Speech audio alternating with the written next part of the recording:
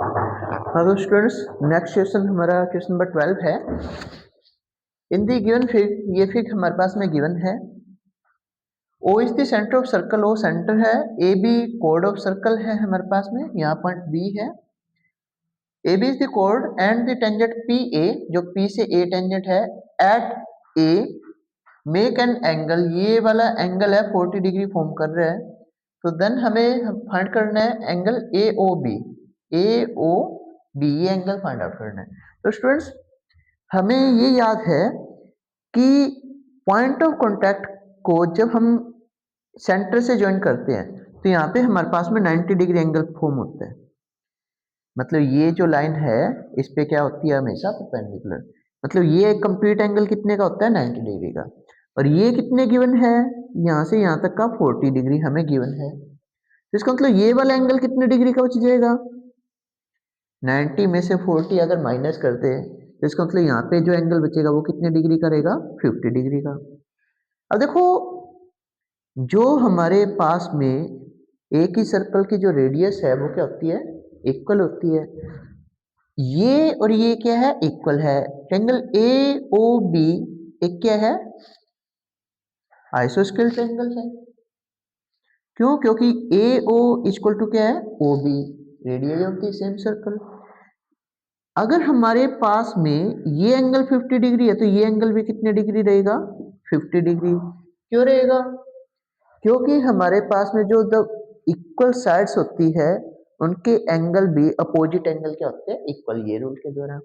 अब 50 ये 100, टोटल कितने डिग्री होता है ट्रायंगल का interior angle sum property, 180 degree sum होता है।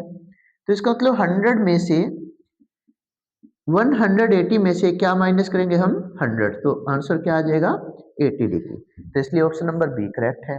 इसी के बेस पे हम जो एक्स्ट्रा क्वेश्चन बता रहा हूँ मैं आपको, एक तो जैसे मान लिया ये हमारे पास में आउटर पॉइंट से टेंजेंट ड्रॉ कर रहे हैं,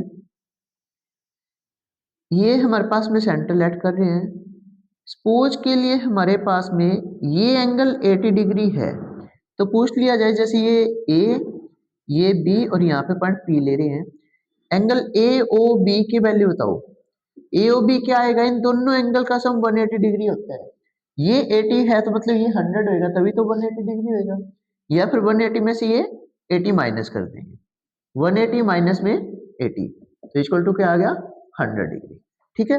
अब इसी के साथ में एक क्वेश्चन और मैं ये ले रहा हूं कि अगर पी ओ ए पूछा जाए, या फिर पी ए ओ, या फिर equal to P O B, अगर पी ए ओ पूछा जाए तो हमसे क्या रहेगा, ये अभी एंगल कितने का है, 100 का। तो 100 का क्या कर देंगे हम, हाफ कर देंगे, तो कितना आएगा, 50 डिग्री। ये पॉइंट भी आपको याद रखना है। अब जो नेक्स्ट क्वेश्चन है देखिए, इसमें क्या है, ये जो सैडेड पोर्शन है ये वैल्यू हमें क्या रहेगा ये निकालना है। एक सर्कल है, सेंटर ओ है, ये इसकी रेडियस आर गिवन है। ये देखो 90 डिग्री एंगल फॉर्म कर रखा है। 90 फॉर्म करने का मतलब बेटा ये क्या है, हमारे पास में क्वाड्रेंट है, मतलब फोर्थ पार्ट ऑफ सर्कल है। फोर्थ पार्ट ऑफ सर्कल है तो सर्कल का एरिया क्या होता है हमारे पास में, पाई आर स्क्वायर। फोर्थ पार्ट का मतलब डिवाइड कितने से करें हम, 4 से करें। किससे डिवाइड करें, 4 से। अब दूसरी बात सुनो, ये ओनली ये वाला पोर्शन निकालना है। इसका मतलब हमने अभी तक जो ये निकाला है, ये पूरे पार्ट का यहां तक का एरिया निकाल दिया हमने, पाई आर स्क्वायर बाय 4।